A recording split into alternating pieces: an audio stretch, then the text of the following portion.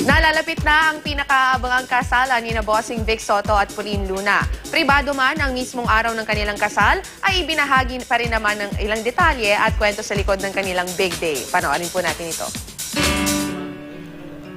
Age doesn't matter, ika nga ng marami. 35 taon man ang pagitan ng kanilang mga edad, hindi ito naging hadlang para kina Dabarkads Bossing Vic Soto at Pauline Luna para ipaglaban ang kanilang pagmamahalan.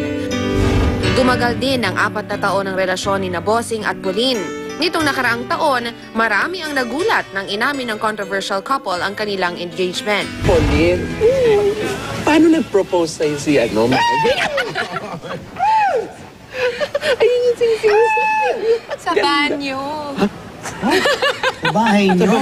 Sa banyo. Banyo? Paano nangyari? Galing siya ng Hong Kong. Oh. Tapos, may pasalubong siya sa akin na isa. Tapos yun yung inuna niya. Tapos sabi niya, i-close ko daw yung eyes ko dahil may isa pa. Tapos pag-open mo, andun sa harap mo. Nagkandulin-dulin. Parang ayaw niya pa nga itanong. Sabi ko, asan yung tanong? Sabi niya, kailangan pa ba yun? Sabi ko, oo naman. Kasi yun, sinabi niya, will you marry me?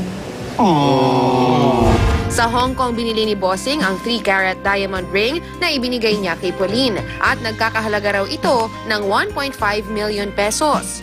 Simula nito, marami na ang nag-aabang sa magaganap na kasalan ni Bossing at Pauline. Naging updated naman sa pag-post sa kanyang Instagram account si Pauline ng ilang details ng kanilang wedding, simula sa save the date invites, pre-wedding photos and pictorials, at iba pa. Isang intimate at private wedding daw ang magaganap na kasalan ni Bossing at Pauline. Dadaluhan lamang ito ng kanilang pamilya at malalapit na kaibigan. 6 na pares lamang ang ninong at ninang. Kabilang na dito sina Senator Tito Soto, Big Boss ng Itbulaga na si Tony Toviera, at Dabarkads na si Joey De Leon. Matron of Honor naman ang matalik na kaibigan ni Pauline at Dabarkads na si Ruby Rodriguez. Best man ni Vic ang anak niya na si Vico. Kabilang naman sa listahan ng groomsmen ang mga kapatid ni Bossing na sina Val at Maru Soto, Anjo Eliana, at ang Jowa Pao. Ilan sa mga bridesmaids ay sina Miss Universe 2015 Pia Wurtzbach at Mara Isabel Soto.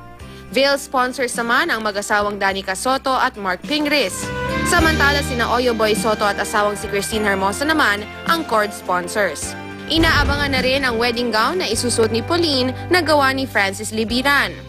At bago ang I-dos, nagkaroon ng 4 na bridal shower si Pauline na inihanda ng kanyang mga kaibigan sa loob at labas ng showbiz. Siyempre, may inihanda rin ang Soto Boys na stag party para sa groom-to-be na si Bossing Vic. Ang mga kaibigan at nakatrabaho naman ng dalawa mula sa MZ Productions, isang party din ang inihanda para kina Bossing at Pauline. Mukhang all set na ang lahat dahil nagsimula na rin mag-impake si Pauline ng kanyang mga gamit na dadalhin sa bagong bahay nila ni Bossing na kamakailan ay napabless na rin. Congratulations and we wish you a happy marriage, Bossing and Pauline!